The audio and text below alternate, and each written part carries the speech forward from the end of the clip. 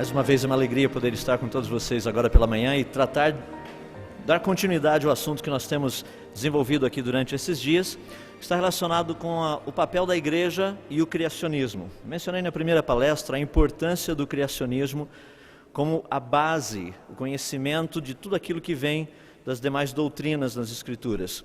Se Deus não criou o mundo, se o homem não caiu, se a promessa da salvação que aparece lá em Gênesis, ou seja, se os primeiros 11 capítulos do livro de Gênesis não forem literais, não significarem aquilo que eles significam, o que nós estamos fazendo aqui não faz sentido. Eu creio que é um ponto básico. Eu tenho trabalhado nisso porque uma das áreas que tem havido assim uma defasagem muito grande dentro da nossa sociedade, dentro da nossa cultura, é a parte da lógica, é o raciocínio. As pessoas conseguem fazer coisas flutuar, coisa que a gente não consegue fazer na física.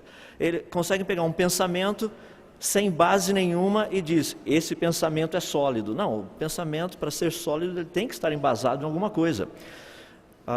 Quando nós tratamos especificamente a respeito da nossa salvação, nós estamos tratando especificamente da veracidade dos primeiros capítulos de Gênesis. Então nós vamos trabalhar um pouquinho, eu gostaria de trabalhar um pouco a respeito disso agora pela manhã. Eu só inverti um pouquinho a ordem das duas últimas palestras. Na primeira nós tratamos de uma separação saudável. Que separação saudável é essa? É poder separar a parte científica do criacionismo com a parte religiosa do criacionismo. Muitas pessoas ficam assim um pouco preocupadas, é como se a gente estivesse querendo deixar Deus fora do criacionismo. Não, não é isso, é impossível fazer isso. Mas existe uma parte do criacionismo que ele é testável. Essa é a parte científica.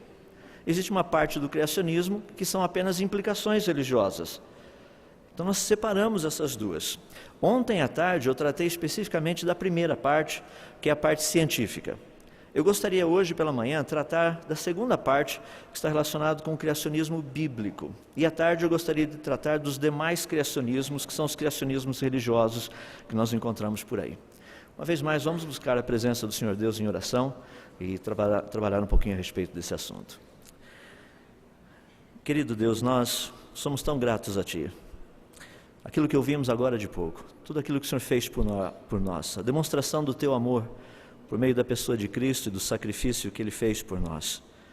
Nós te damos graças e te louvamos porque o Senhor não somente nos trouxe a existência, mas o Senhor bondosamente, misericordiosamente, tem vindo ao nosso encontro e tem se revelado esse grande Deus que o Senhor é.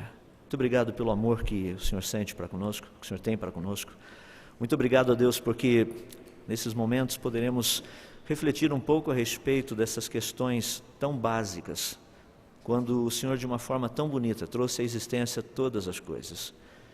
Infelizmente hoje, como raça humana, nós temos, em vez de dar glórias àquele que trouxe à existência tudo o que existe, pela força do seu poder, com grande sabedoria, com grande imaginação, com uma criatividade inigualável, todas essas belezas relacionadas com o Senhor, nós como seres humanos, temos transferido tudo isso para o acaso. O que se ensina, o que se aprende, é que o acaso produziu todas essas coisas. Nós damos graças a Deus, porque não foi o acaso.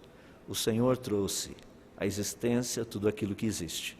Muito obrigado, porque o Senhor também nos deixou claro isso na Tua Palavra. E nós não precisamos temer aquilo que a ciência diz, porque aquilo que a ciência diz, que é contra a Tua Palavra, sem dúvida, ela está errada. Pedimos a Tua orientação, a Tua direção para esses momentos que passarmos juntos, possamos aprender e conhecer um pouco mais da grandeza e da Tua obra na criação. Em nome de Jesus nós oramos. Amém. Esse tema, portanto, criacionismo é um tema muito importante, principalmente o criacionismo bíblico. Por incrível que pareça, eu tenho tido uma resistência muito grande quando trato do criacionismo dentro dos seminários. Porque é um assunto um pouco delicado, tem muita coisa em jogo ali dentro. Então eu gostaria de poder esclarecer algumas questões logo no início. Quando nós pensamos em termos de um criacionismo bíblico, o que nós precisamos entender é que se a ciência estiver devidamente estabelecida e a Bíblia estiver corretamente interpretada, os dois não entrarão em conflito. Não existe um conflito. Porque se a ciência estiver devidamente estabelecida, é porque ela descobriu algo verdadeiro. E a Bíblia é a verdade, sendo interpretada corretamente, não haverá nenhum problema. As duas coisas irão literalmente bater uma com a outra. Agora, muitas pessoas têm um pequeno problema com uma questão que eu gostaria de levantar agora, que é a seguinte: a Bíblia, ela não foi escrita com o propósito de ensinar ciência. Isso é algo que todo mundo trata. Mas, se ela estiver errada, ou seja, se ela não puder estar cientificamente correta nas suas propostas científicas, então nós temos um problema. Quando Deus diz, pode por um acaso o etíope mudar a cor da sua pele ou o leopardo as suas manchas? Assim também vós não poderíeis fazer o bem estando habituados a fazer o mal. A primeira parte é testável. A primeira parte a gente vai no laboratório.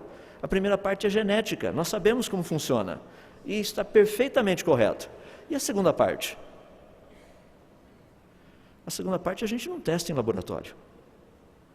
Mas é a certeza que a primeira parte está correta, que é a parte testável, que nos assegura, nos dá uma base para pensarmos e refletirmos. A segunda também deve estar correta. Então, a questão bíblica, a proposta principal, não é ensinar ciência, mas tudo que a Bíblia fala de ciência, ela está correta. Eu gostaria de trabalhar um pouquinho a respeito disso, dando apenas alguns exemplos. Muitas pessoas têm um pouco de dificuldade, como eu tenho mencionado, em entender que a Bíblia trata de ciência e ela trata da ciência do modo correto. Eu gosto de zoar um pouquinho com os jovens, então estou usando o termo zoar, porque quando eu chego a dar palestras para esse pessoal, a gente fala assim, vocês sabiam que Deus tem algumas coisas que Ele tem um prazer muito grande? As pessoas falam, claro, nós sabemos disso. Eu faço uma pergunta, por exemplo, quantos daqui gostam de matemática? Daí geralmente o pessoal fica meio assim. Se eu perguntar a mesma coisa aqui, eu garanto que a grande maioria aqui praticamente vai falar assim, ó, só para o gasto. Matemática é sempre o mínimo necessário. Mas vocês sabiam que quem criou a matemática foi o próprio Senhor Deus? É algo que Ele ama. Olha como a Bíblia está cheia de números. E não são os capítulos e os versículos, não é isso que eu estou falando. Só um exemplo. Lá no livro de 1 Reis, no capítulo 7, dos versos 23 até o 26, esse texto todo está falando especificamente do templo que Salomão construiu. E Salomão construiu algo fascinante, que é chamado de mar de fundição. É uma estrutura gigantesca, uma meia esfera. Ela estava praticamente colocada em cima de 12 bois, que eram estátuas, e toda essa estrutura era assim fabulosa. Mas a Bíblia nos dá os detalhes. A Bíblia nos diz que de uma borda até a outra, dava um comprimento de 10 côvados. Se pegássemos uma linha para medir o seu perímetro, daria 30 côvados. E a espessura de tudo isso, ou seja, a espessura dessa estrutura, era de 4 dedos de cada lado. O fascinante a respeito disso é que se nós pegarmos essas medidas, colocarmos todas juntas, e usamos um pouquinho da matemática, porque π, o número π, é definido pelo perímetro dividido pelo diâmetro. E colocarmos todos na nossa equação, você vai perceber que o número π na Bíblia está correto, é 3,14. Agora as pessoas ficam pensando, por que Deus colocou o número π na Bíblia? É porque Deus ama os matemáticos também, faz parte do pessoal que Ele gosta. Muitas pessoas falam, mas esse negócio todo, para que esses detalhes? Imagina se a Bíblia dissesse que o número π é 2,9. O número π é 3,14. Ele não é 2,9. E o nosso Deus é um Deus de grande precisão em tudo aquilo que Ele fala, em tudo aquilo que Ele coloca diante de nós. Pensando em termos de ciências, de uma forma geral, olha que coisa fabulosa. Há mais ou menos uns 300 anos atrás, Isaac Newton propôs, na época era uma teoria, agora nós sabemos que é lei, a lei da gravidade. Ele disse que corpos flutuam aí no espaço. Na década de 60, foi tirada uma foto do planeta Terra, é isso que vocês estão vendo aí, mostrando que realmente a Terra flutua. Hoje ninguém mais tem dúvida. Mas até alguns anos atrás, questionava-se a respeito disso, se realmente a Terra está solta por aí. Interessante que lá no livro de Jó, no capítulo 26, no verso 7, a segunda parte, ele diz assim, que Deus, Ele, faz a Terra pairar sobre o nada. É fascinante isso. Se nós pegarmos, por exemplo, só um detalhe, isso foi escrito há 4.000 anos atrás. Há 4.000 anos atrás também, foi escrito que Deus estende o norte sobre o vazio. Essa é a primeira parte desse versículo, de Jó capítulo 27, verso 6, desculpa, Jó 26, verso 7, que ali nos diz que Deus estende o norte sobre o vazio, e é fascinante porque na década de 90, nós descobrimos que no nosso norte sideral tem uma muralha, algumas muralhas gigantescas de galáxias, e abaixo dessas galáxias um espaço vazio. Segundo a teoria do Big Bang, não era para ter, mas tem. Deus disse que tem, e tem. Eu fico assim impressionado porque as pessoas, quando questionam a Bíblia, vejam só, há 4.000 anos atrás, a Bíblia diz que era assim. Ciência devidamente estabelecida, a Bíblia, naquilo que ela tem a nos dizer. Há 3.000 anos atrás, aproximadamente, lá no livro de Eclesiastes, capítulo 3, verso 14, Salomão diz o seguinte: sei que tudo quanto Deus fez durará eternamente, nada pode ser acrescentado, nada pode ter tirado. Lavoisier, praticamente há uns 200 e poucos anos atrás, ele disse o seguinte: na natureza nada se perde, nada se cria, tudo se copia. Acho que ele tinha acabado de ler o livro de Eclesiastes, ele só mudou um pouquinho algumas palavras ali para a lei ficar correta, ou seja, na natureza nada se perde, tudo se transforma. Pequenos detalhes, mas isso havia sido dito há 3.000 anos atrás. Há 2.000 anos atrás, no livro de Hebreus, capítulo 11, verso 3, nós somos informados pelo autor que aquilo que veio a existir, ou seja, as coisas visíveis, não são feitas de coisas que se veem. Essa é a parte de física de partículas que nós temos estudado durante o século XX, o chamado modelo padrão da física de partículas. É impressionante porque a Bíblia encontra-se correta até nos menores detalhes. Você consegue imaginar que eu e você somos feitos de coisas invisíveis? Se nós somos feitos de coisas invisíveis, como é que nós nos vemos? A Bíblia trabalha desse jeito. É fascinante quando nós olhamos a Bíblia também no seu contexto histórico. A Bíblia fala a respeito de um povo que é o povo Eteu, os hititas. Isso aí aparece lá no livro de Gênesis, capítulo 15, verso 20, quando Deus estava dizendo de uma forma muito clara e muito bonita para Abraão que ele iria dar a terra desses povos todos a Abraão. E um dos povos que foi mencionado ali foi justamente o povo hitita, os heteus. E o fascinante disso é que até por volta dos anos 1850, ninguém tinha a menor ideia desse povo. Até que foi descoberto toda a civilização dos heteus, com sua escrita cuneiforme, suas bibliotecas e todo um império. Fascinante porque a Bíblia já dizia isso. Quando nós paramos e pensamos um pouquinho sobre a existência de Deus, portanto, o que a Bíblia tem a dizer a respeito disso? Vocês já perceberam que a Bíblia não tenta provar a existência de Deus? Não existe um texto tentando descrever como, olha, Deus, ela já começa, no princípio Deus. Agora, você acredita no resto ou não? Mas tudo está baseado nessa primeira frase, no princípio Deus. Se você só colocar no princípio, não sobra nada da Bíblia depois. Tem que ser no princípio Deus. Daí tudo que vem faz sentido. Ou seja, a Bíblia, ela nos informa dos pensamentos, das palavras e das obras desse Deus que nós cremos. Estou me referindo a isso devido à importância de Gênesis. Gênesis, ele não procura provar que Deus existe. Ele começa dizendo que Deus existe. Ele nos informa, o livro nos informa sobre a existência de Deus. Agora, muitas vezes nós confundimos um pouco o próprio Deus com a sua criação. Essa é uma parte muito interessante com respeito aos panteístas. Eles fazem uma confusão muito grande. Muitas vezes nós também fazemos isso. As pessoas olham e falam assim: eu vi uma borboleta, eu vi Deus. Não, você viu a criação de Deus, você não viu Deus. Talvez você esteja com borboleta dentro do seu estômago, isso aí seja outra coisa. Mas a borboleta, a árvore, a natureza, isso aí não é Deus, são obras do Senhor Deus. Você pode ver a grandeza dele, a sabedoria dele, mas a natureza não é Deus.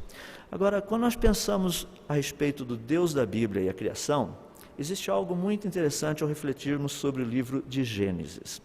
Segundo o relato de Gênesis, a criação é uma sequência de atos sobrenaturais. Não são atos naturais. Não são coisas que nós reproduzimos em laboratório. Você não chega no laboratório e fala: que legal, vamos criar um planeta.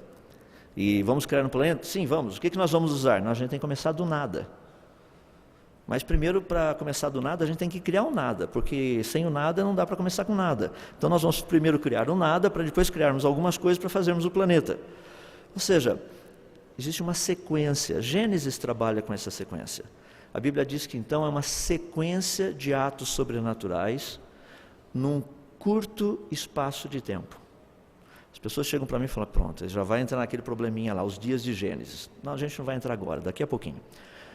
Num curto espaço de tempo, durante o qual, do nada, ou seja, ex nihilo, toda a natureza foi trazida à existência.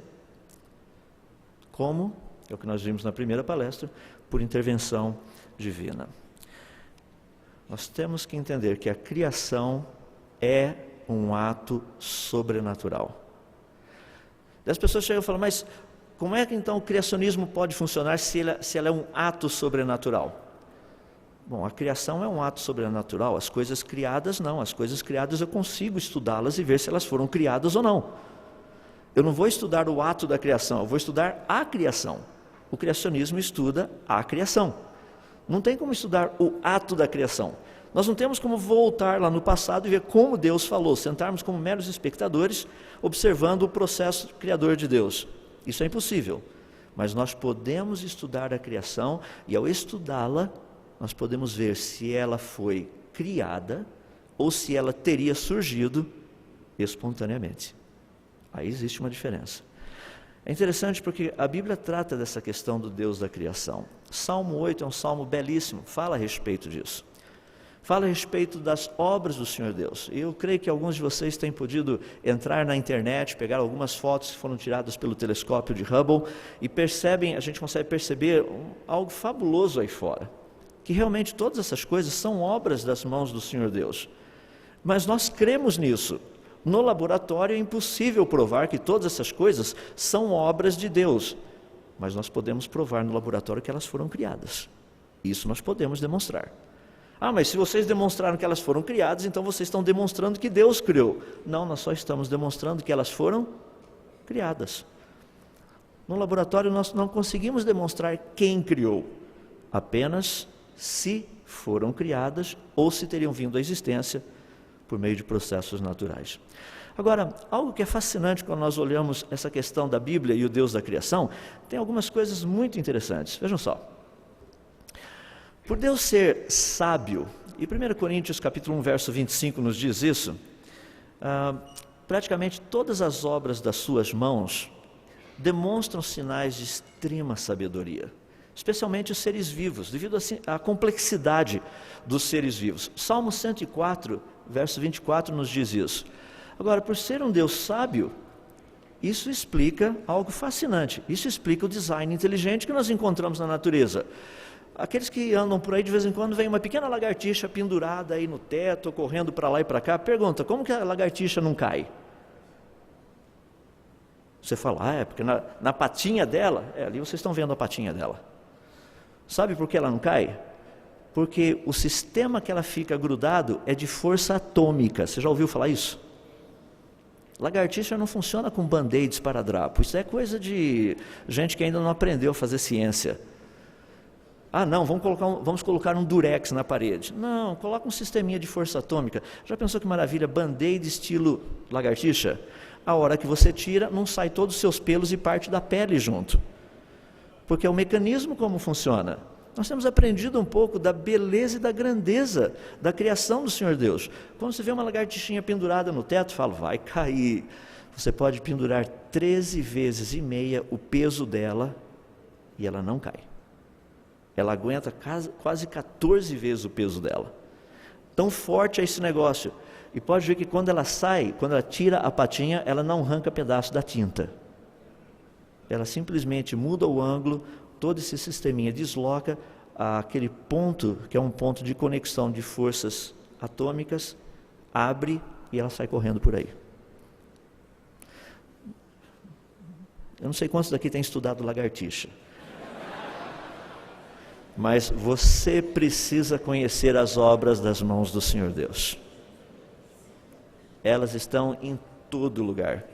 Eu tenho um amigo que trabalha em São Paulo, eu disse para ele, uma das boas coisas que vocês aí de São Paulo precisam fazer é sentarem-se do lado de um formigueiro. Mas com qual razão? olhe o trânsito, não tem engarrafamento. Então aprenda com as formigas, a gente consegue desenvolver alguma coisa melhor. Um Deus sábio teria criado coisas com grande sabedoria. Isso explica o design inteligente que a gente está encontrando por aí. Mas o nosso Deus também é um Deus fascinante, porque Ele é um Deus de glória e majestade. Portanto, todas as obras das suas mãos também revelam essa glória e essa majestade, principalmente nos céus. Nós temos Salmo 8, eu mencionei agora de pouco, Salmo 19, são salmos muito conhecidos. E é fascinante porque isso explica a beleza encontrada pela astronomia aí no universo. Quando nós colocamos os nossos telescópios aí fora, nós não nos cansamos de ver a grande beleza que tem aí. Agora, um Deus de glória, um Deus de majestade, iria colocar na sua criação a sua glória. E não tenha dúvida, para onde nós olhamos é isso que nós vemos. Agora, o cientista ele só vê o quê?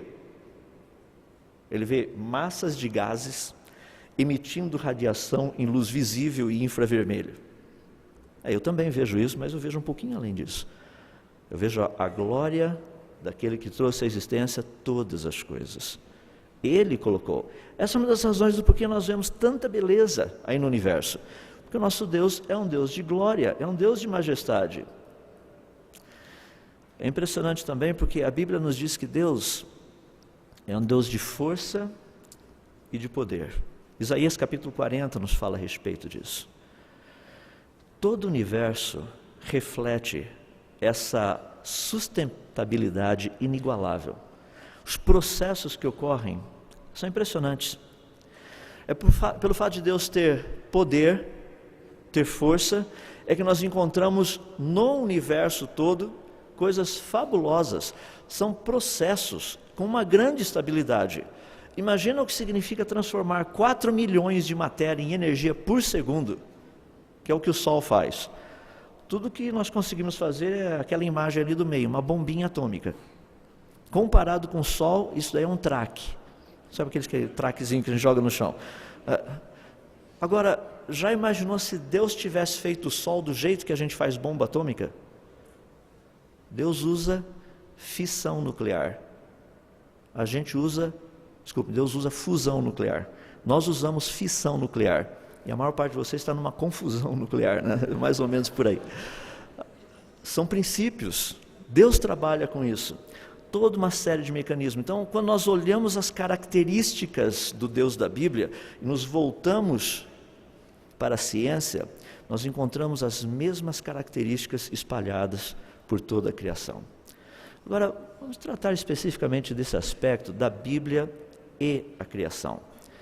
Lembrem-se que eu disse que dentro do contexto bíblico nós não temos como provar os atos de Deus na criação. Nós apenas podemos dizer se essas coisas foram criadas ou não. Daí muitas pessoas têm a tendência de olhar para o livro de Gênesis, como a gente tem encontrado muito por aí, de uma forma alegórica. Ou seja, Gênesis capítulo 1 não deve ser literal, porque imagina só, Deus cria primeiro o mundo, Deus vai criando as coisas assim, cria primeiro a terra, vamos colocar dessa forma, aparece a terra, daí Deus cria as plantas, e daí lá no dia 4 Deus cria sol, lua e as estrelas. Não faz sentido isso. Claro que faz sentido. Vamos olhar alguns pequenos detalhes que o Senhor Deus nos deixou. Esses detalhes nós podemos testá-los. Olha que fascinante. São algumas afirmações do livro de Gênesis que são testáveis. Disse o seguinte o Senhor Deus, lá em Gênesis capítulo 1, versos 9 e 10. Disse também Deus: ajuntem-se as águas debaixo dos céus num só lugar, e apareça a porção seca. Como é que a gente chama a porção seca mesmo? Pangeia. É um continente só. Deus chamou terra. A ciência hoje chamou de Pangeia. E a porção seca chamou Deus terra. Nós chamamos de Pangeia. E o ajuntamento das águas, mares. E viu Deus que isso era bom. É interessante porque em 1920, Alfred Wegener fez a proposta de que no passado, todas as coisas, todos os continentes, fizeram parte de um único continente. É o que a Bíblia nos diz. Deus criou a porção seca, não as, plural, porções secas. Uma só. Algo que é fascinante também, quando nós olhamos dentro de algumas afirmações, lá em Gênesis capítulo 1, 9 e 10, nos diz que, especificamente, 1, 9 e 10, não, acho que aí está uma passagem errada, 3:20, diz que, e deu o homem o nome de Eva, sua mulher, Gênesis 3:20, por ser a mãe de todos os seres humanos. Impressionante isso. Em 1987, a doutora Rebecca Ellicott, fazendo estudos com DNA mitocondrial, como eu mencionei ontem, descobriu que todos os seres humanos vieram de uma única e mesma mulher. A Bíblia diz que todos nós viemos de uma única e mesma mulher. Não haviam Adão e Eva dentro do Jardim do Éden e uma outra cultura fora do Jardim do Éden. Isso é a interpretação errada da Bíblia, e a ciência diz que também está errada a sua interpretação, se for essa a sua. Deus criou um único casal, Adão e Eva, e desse único casal veio toda a raça humana. Outro texto muito interessante que nós temos, diz assim que, lá em Gênesis capítulo 3, falando do homem, diz que então o Senhor Deus, 3 não, capítulo 2, rapaz, todas as referências hoje estão todas trocadas, mas é o capítulo 2, versos 21 e 22. Então o Senhor Deus fez cair pesado sono sobre o homem. Eu acho que eu estava nessa categoria quando eu estava digitando as coisas. Então o Senhor Deus fez cair pesado sono sobre o homem, e este adormeceu. Isso aí é anestesia geral. Tomou uma das suas costelas, medula óssea e células-tronco, e fechou o lugar com carne. E a costela que o Senhor Deus tomara ao homem, transformou-a numa mulher. Isso é engenharia genética e clonagem humana. Ele a trouxe. É algo muito interessante quando nós trabalhamos com isso, porque células-tronco adultas são geralmente encontradas na medula óssea vermelha. Um dos lugares onde nós encontramos medula óssea com células-tronco é justamente na costela. Se você quiser fazer um ser humano, é o lugar mais fácil para pegar material genético, que você não vai precisar de uma super cirurgia. É fácil, dá para pegar direto ali. As pessoas falam para mim assim, mas se Deus tivesse dito que ele tirou a mulher lá do pé de Adão, eu também acreditaria. Eu falo, bom, ele disse que tirou do lado, então vamos ver por que ele disse que ele tirou do lado. Ele tirou do lado porque é ali onde nós encontramos células-tronco. É o que a ciência tem descoberto.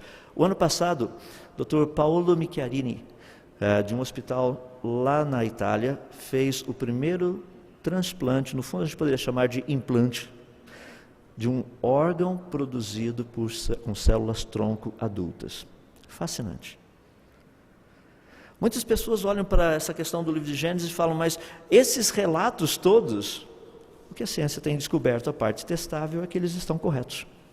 Viemos de uma única e mesma mulher, o material genético foi pego do lugar certinho para fazer o que precisava fazer, uma mulher, e assim por diante. Agora, algumas questões entre a Bíblia e a ciência realmente exigem fé. Eu gostaria de dizer que dos dois lados. Por exemplo, quando nós pensamos na teoria do Big Bang, eu fico assim muito impressionado com aquilo que as pessoas têm dito por aí. Só mencionar rapidamente o LHC, o Large Hadron Collider, ele não irá provar que o Big Bang foi verdadeiro. Vocês estão vendo esse gráfico, isso aí do livro do Stephen Hawking, O Universo numa Casca de Nós, e eu coloquei o Large Hadron Collider bem ali no meio. A seta indica da onde para onde a coisa será testada. Essa primeira parte, que é a parte que precisaria ser testada para determinar se o Big Bang está correto ou não, não será testada. Então, o Large Hadron Collider não irá nos dizer se o Big Bang está correto ou não. Então, deixa eu passar algo que eu gosto de colocar, porque as pessoas chegam para mim e falam assim, não, mas o Big Bang é algo assim que aconteceu, ninguém tem dúvida disso. Espera aí, vamos por etapa.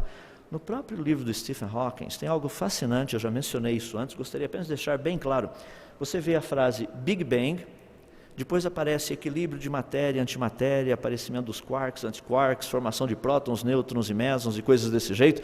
Eu pulei uma frase, que é aquela pequena frase que está ali. Leis físicas estranhas e desconhecidas.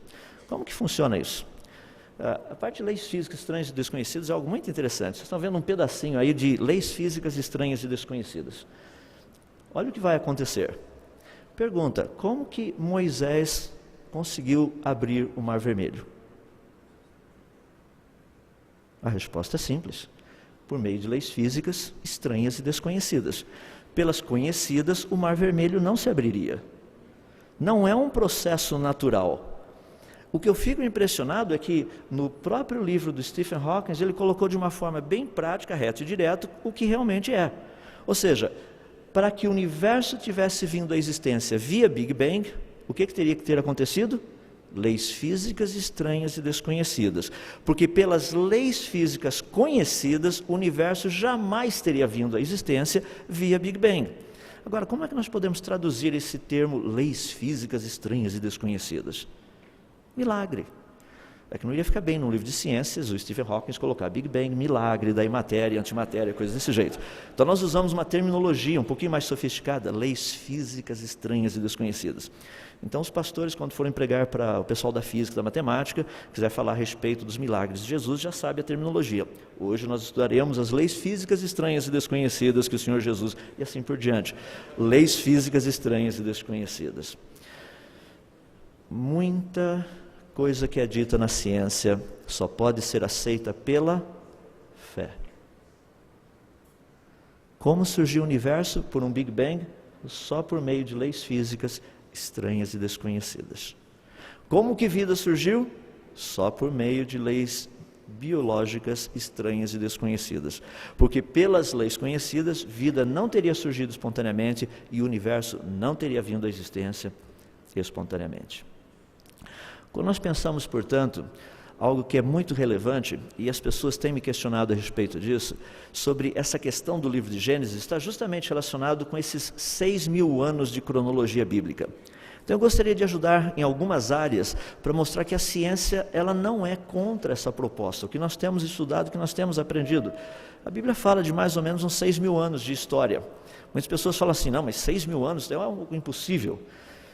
Principalmente quando nós datamos as rochas. Eu sei, quando nós datamos as rochas, existem vários métodos de datação, só gostaria de mencionar por alto. Nós temos equipamento, temos conhecimento das peculiaridades, das coisas básicas.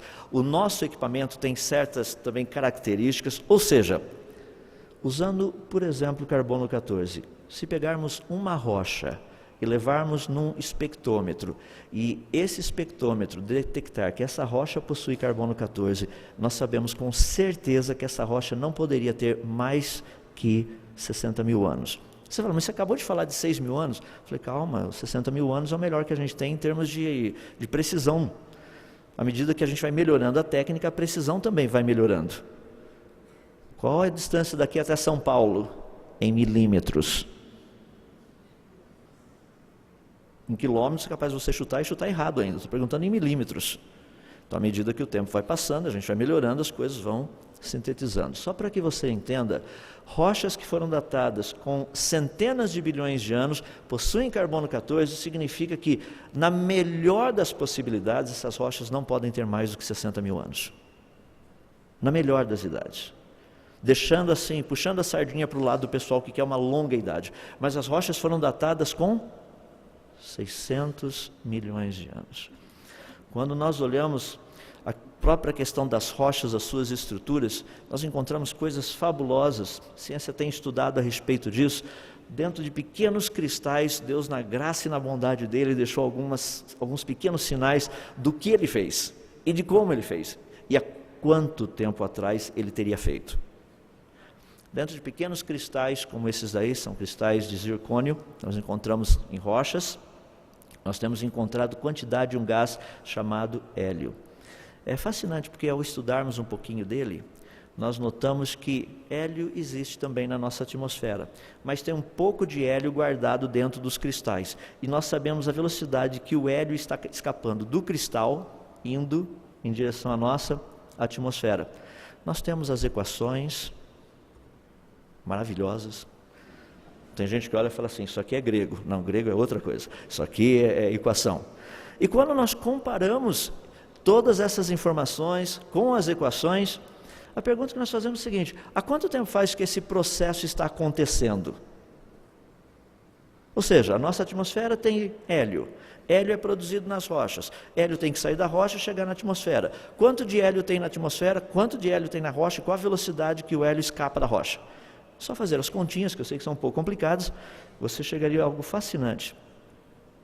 Você está vendo ali mais ou menos as idades que nós temos chegado, e a conclusão é que esse processo não pode estar ocorrendo há mais que 6.000 anos.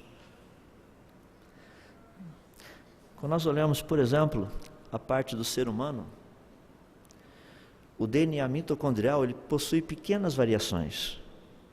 Ao estudar o tempo necessário para que essas variações se estabilizassem, e voltando até o DNA mitocondrial perfeito, chegou-se à conclusão de que a Eva mitocondrial, a mãe de todos nós, teria vivido entre 6.000 e 6.500 anos atrás.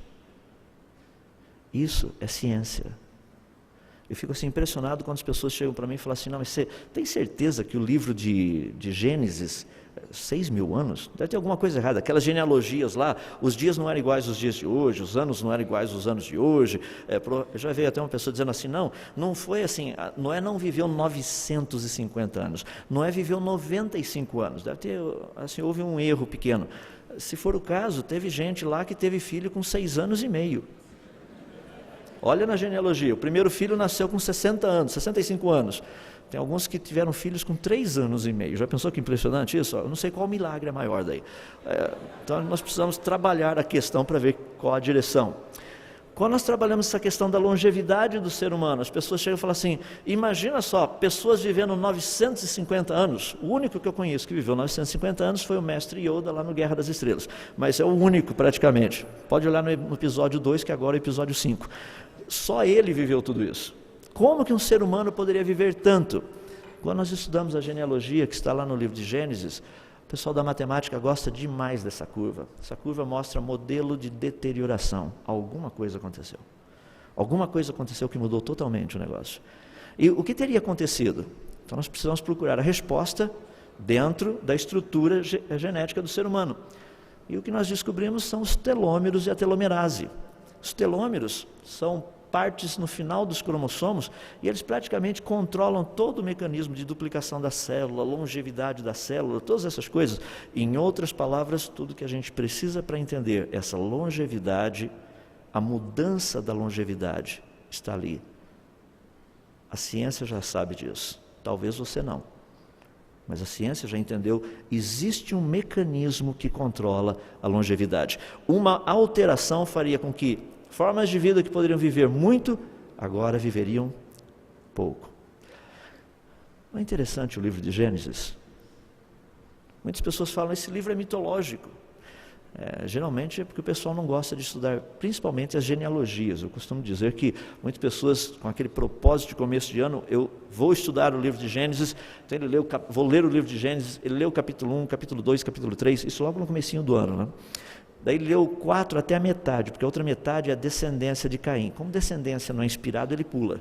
Daí vai para o capítulo 5, é a descendência daí de 7, e daí ele pula de novo. Vai para o capítulo 6, daí estuda o 6, o 7, o 8, o 9, lá no finalzinho do 9, indo para o 10, começa todo aquele negócio lá, as descendências dos filhos de Noé, ele vai pulando também. Daí chega lá no capítulo 11, a única coisa que lê é a Torre de Babel, todo o resto das descendências pula também.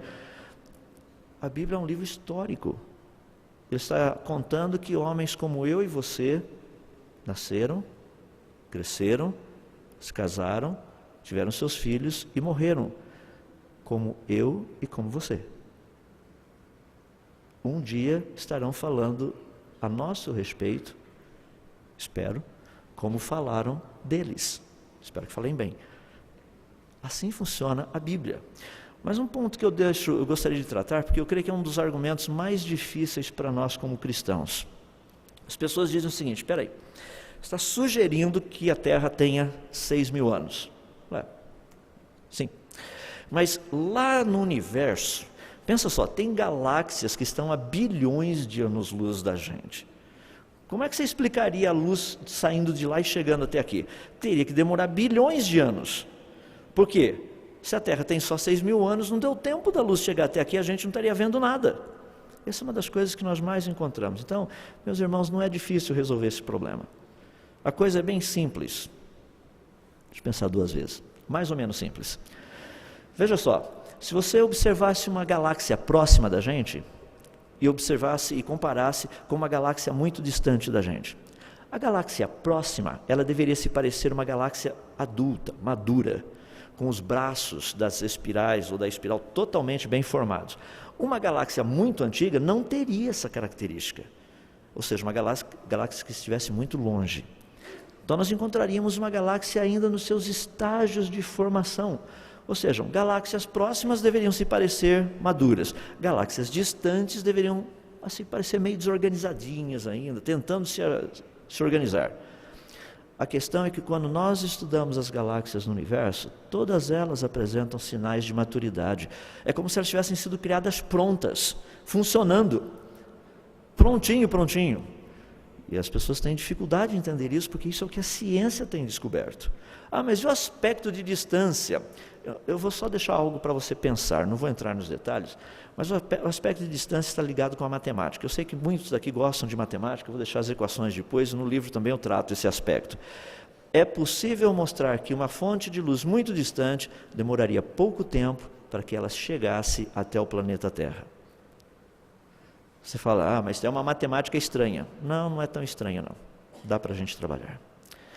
Algo que eu acho interessante a respeito disso, o Dr. George Ellis, ele escreveu o seguinte: um Deus benevolente poderia com facilidade organizar a criação do universo de tal maneira que radiação suficiente pudesse viajar em nossa direção das extremidades do universo para nos dar a ilusão de um universo imenso, muito antigo e em expansão. Seria impossível para qualquer outro cientista na Terra refutar esta visão do universo, de forma experimental ou mesmo observacional. Tudo que ele poderia fazer é discordar da premissa cosmológica do autor. Deus poderia ter criado o universo pronto, com a luz chegando até aqui. Talvez você não goste da ideia, mas Deus poderia ter feito desse jeito. Tudo que você poderia dizer é o seguinte: eu não concordo. Não existe uma maneira de provar que isso não ocorreu. Portanto, vamos pensar rapidamente nessa questão dos dias de Gênesis e entrarmos na reta final para concluirmos. Os dias de Gênesis seriam literais ou não? Eu deixo assim todo o trabalho da parte linguística para os estudiosos aí. O que nós sabemos é a palavra Yom no hebraico, o significado dela, às vezes que ela ocorre. E algo que é muito interessante, que quando essa palavra ocorre geralmente com o contexto de tarde e manhã, ela significa um dia de 24 horas. Nós temos vários exemplos nas Escrituras. A pergunta é, será que no livro de Gênesis não seriam dias de 24 horas? Gênesis capítulo 1. Muitas pessoas usam aquele texto de 2 Pedro, 2 Pedro 3:8, para dizer, mas para Deus um dia é como 1000 anos, e 1000 anos como um dia. Mas esse texto está falando de Deus, esse texto não fala do livro de Gênesis capítulo 1, isso é um texto fora do contexto. Um texto que fala desse contexto, é muito bonito, está justamente no livro de Êxodo, capítulo 20, do versos 3 ao 11, quando Deus nos dá o 4º mandamento. Ele diz assim, 6 dias trabalharás, mas o 7º dia você vai descansar. Pergunta, dias de quantas horas ou dia de quantos milhões de anos você tem que trabalhar? Não, são dias de 24 horas, eu não achei ninguém que tenha feito um comentário nas Escrituras, tenha dito que esses dias que Deus está falando aqui não sejam dias de 24 horas. Mas por que Deus usa esse exemplo? Por que Deus coloca dessa maneira? Porque tudo isso aí está baseado nos primeiros 6 dias. Ele diz, pois em 6 dias fez o Senhor os céus e a terra. Dias de quanto tempo? Porque o mesmo período de tempo que Deus usou para criar todas as coisas, os períodos de horas, seriam o número de horas também que você deveria trabalhar dentro do seu dia. Agora, eu gosto de algumas frases assim que surgem muito interessantes, na hora que a gente vai lendo um pouquinho a respeito da história. Essa aqui é uma frase escrita por Teófilos, foi bispo de Antioquia. Ele escreveu isso lá no ano o ano 181 depois de Cristo. E eu creio que ele devia ter assistido aquela série Cosmos do Carl Sagan.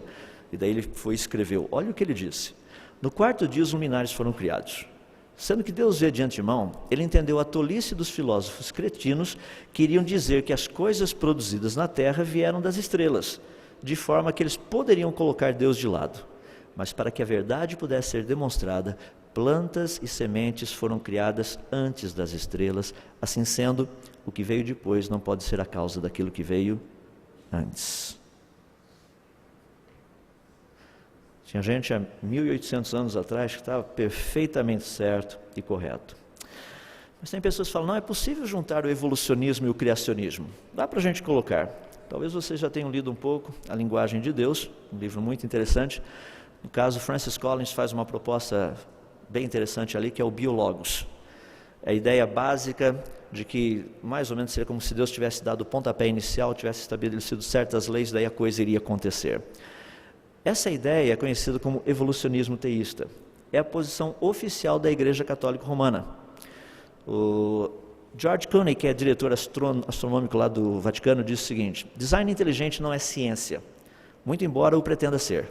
Se você quiser ensiná-lo nas escolas, deverá fazê-lo quando religião ou história cultural é ensinado, não ciência. Ele não acredita que Gênesis é literal, nem tampouco o Papa atual. Ele diz o seguinte: não podemos dizer criação ou evolução, sendo que ambas respondem a duas realidades diferentes. Por assim dizer, nós nos deparamos aqui com realidades que se complementam e que não se excluem mutuamente. Isso é o que muitas pessoas têm tentado fazer. Deus criou o mundo, mas criou via evolução. Tem alguns pequenos probleminhas que eu gostaria de deixar só para nós pensarmos a respeito. Os dias de Gênesis seriam literais? Para que haja uma harmonização, os dias de Gênesis não podem ser literais, pois a evolução necessita de muito tempo e uma semana não seria suficiente.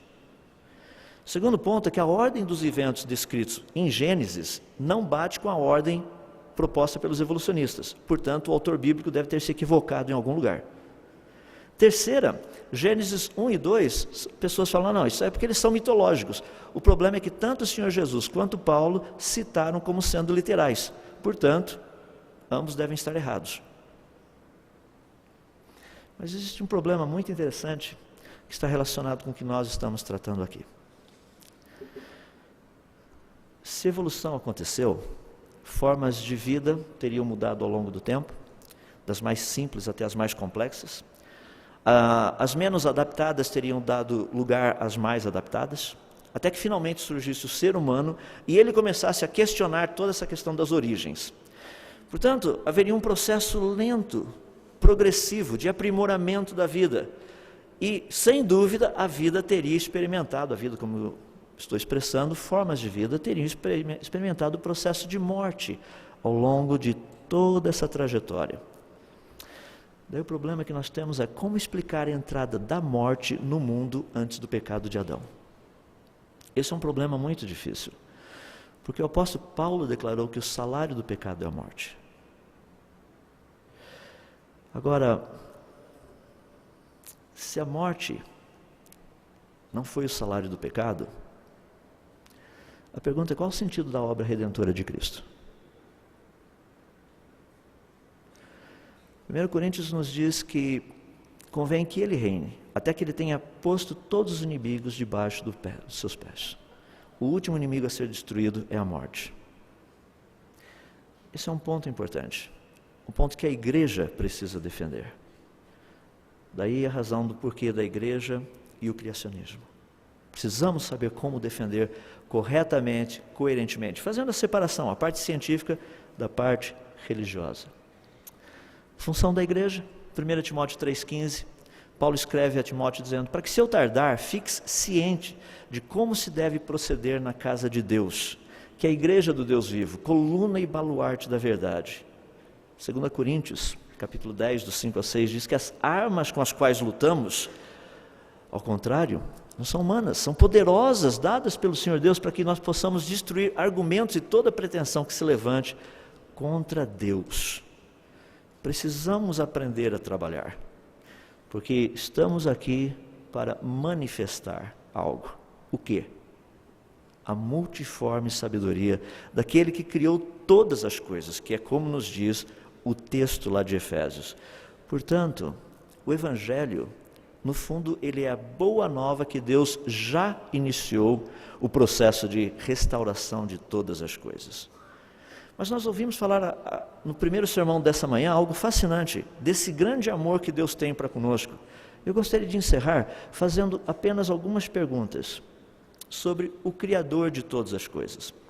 Quando nós lemos lá no livro de Apocalipse, capítulo 4, verso 11, ali nos é dito o seguinte: Tu, Senhor e Deus nosso, és digno de receber a glória, a honra e o poder, porque criaste todas as coisas, e por tua vontade elas existem e foram criadas. gostaria de deixar uma pequena pergunta. Dois textos relacionados com o que nós acabamos de ler. Colossenses 1,16. Porque nele foram criadas todas as coisas, que há nos céus e na terra, as visíveis e as invisíveis, sejam tronos, dominações, principados e potestades. Tudo foi criado por ele e para ele. João capítulo 1, verso 3. Ele estava no princípio com Deus, todas as coisas foram feitas por ele, e sem ele, nada do que foi feito se fez. Pergunta. Resposta.